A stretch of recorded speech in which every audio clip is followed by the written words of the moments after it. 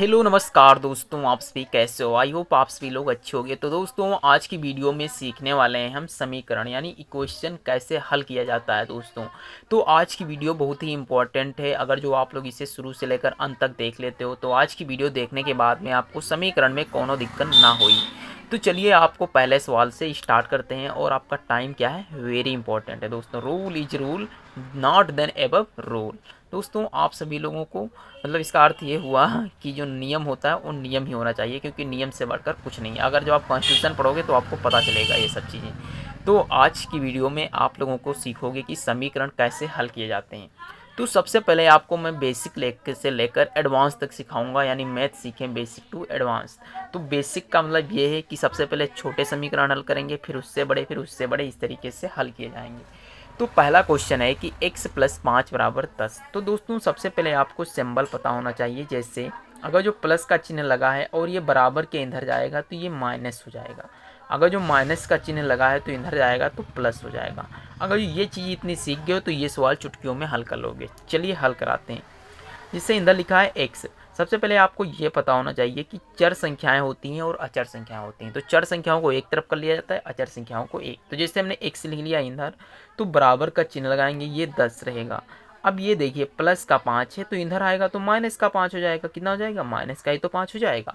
आप देखिए फिर क्या करना होगा, फिर लिखेंगे x बराबर 10 में से 5 घटाएंगे, कितना बचेगा, 5 ही तो बचेगा। तो दोस्तों ये रहा हमारे पहले क्वेश्चन का आंसर कि कैसे x बराबर 5 आया। अब सीखने वाले हैं क्वेश्चन नंबर 2, जिससे लिखा है y - 7 = 21। तो इसे कैसे हल करोगे। तो देखिए इसे हम लिखेंगे दोस्तों y और बराबर 21 रहेगा। अब देखिए ये माइनस का है तो इधर आएगा तो प्लस का हो जाएगा। कितना हो जाएगा, प्लस का हो जाएगा। तो y बराबर 21 और 7 कितना होता है, 28। कितना होता है, 28। तो दोस्तों ये रहा हमारे इसका आंसर। तो दोस्तों दो टॉपिक हमने सीख लिए। अब सीखते हैं तीसरा क्वेश्चन।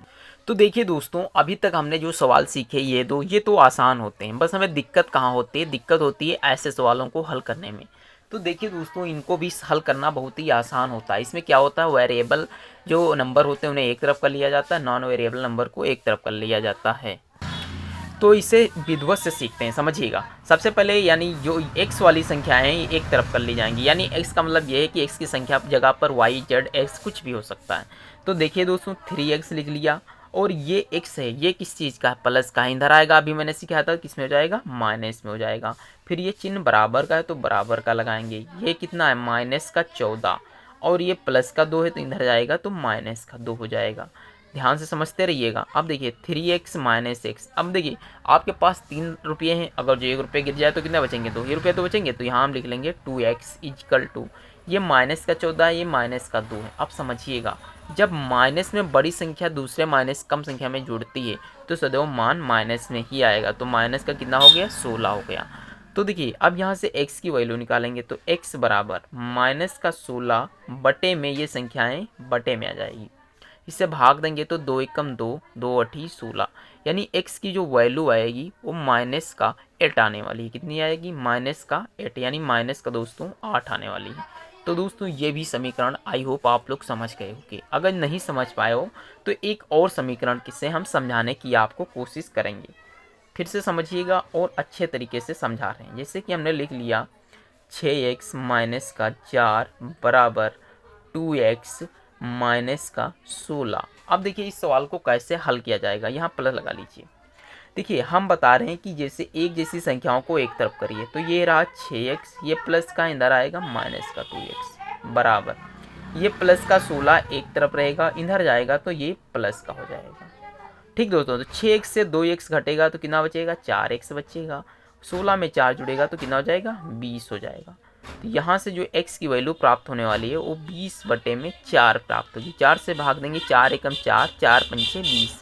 तो यहाँ से जो x की वैल्यू प्राप्त हुई वो 5 प्राप्त हुई। तो दोस्तों आई होप आप लोग ये भी सीख गए होंगे क्वेश्चन कैसे लगा। एक टॉपिक और रख बचा है, वो भी सीख लीजिएगा, बहुत ही इंपॉर्टेंट है दोस्तों सवाल। क्वेश्चन नंबर 4 देखिए, ये पेन भी छोड़ रहा लग रहा। चलिए देखिए क्वेश्चन नंबर 5 है कि x बटे में कितना लिखा हुआ है, 5 बराबर का 10। कह रहा इससे हल करो, को हल करो। तो देखिए किसे कैसे हल करोगे, ध्यान से समझिएगा। x बटे 5 है, या फिर लिखिएगा x बटे 5 बराबर का 10। दोस्तों एक एग्जाम्पल से समझिएगा। जैसे हमने लिख दिया a/b बराबर 2, तो इसका मान क्या होगा, इसके नीचे आप 1 मान लीजिए और इसकी तीर मल्टीप्लाई कर दीजिए। 1 की गुणा ऐसी होगी तो a आ जाएगा, 2 की गुणा ऐसी होगी तो 2b आ जाएगा। तो a का मान कितना आया 2b। सेम प्रोसेस यहाँ करिए, 10 के नीचे आप 1 मान लीजिए और x की गुणा x से कर दीजिए, 10 की गुणा 5 से कर दीजिए, 10 बचे 50। तो x का मान कितना आया 50। तो दोस्तों आई होप समझ के होगे। नहीं समझ में आया एक और एग्जाम्पल लेते हैं। जैसे मैंने लिख लिया 4x/6 बराबर में 15। अब इसे हल करिए। तो कैसे हल करोगे, देखिए इसे हल करने के लिए आप यहाँ 1 मानिए, 4x की गुणा 1 से करोगे तो 4x हो जाएगा बराबर 15 छक्का कितना हो जाएगा 90। अब देखिए यहाँ से x की वैल्यू हमें प्राप्त करनी है तो 90 रहेगा। 4 यहाँ बटे में आ जाएगा, काटिएगा, 4 एकम 4, 4 दूनी 8 बचा 1 हो गए 10, तो 4 दूनी 8, पॉइंट लगाया, 4 पंचे 20। तो यानी x की जो वैल्यू आएगी वो 22.5 आएगी। कितना आएगी 22.5 आएगी।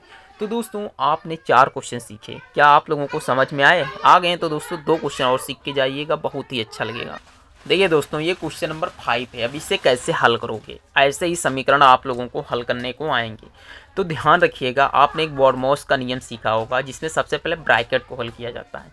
तो देखिए 2 की गुणा हम x में करेंगे और इसमें भी करेंगे। तो 2 की गुणा x से करेंगे कितना हो जाएगा 2x हो जाएगा, प्लस 2 3 कितना हो जाएगा 6 हो जाएगा, बराबर 3 की गुणा 1 से करिएगा तो 3x हो जाएगा और प्लस का 3 दूनी 6 हो जाएगा। आपने जैसा अभी पहले सवाल लगाया था एकदम वैसा ही ये सवाल हो गया।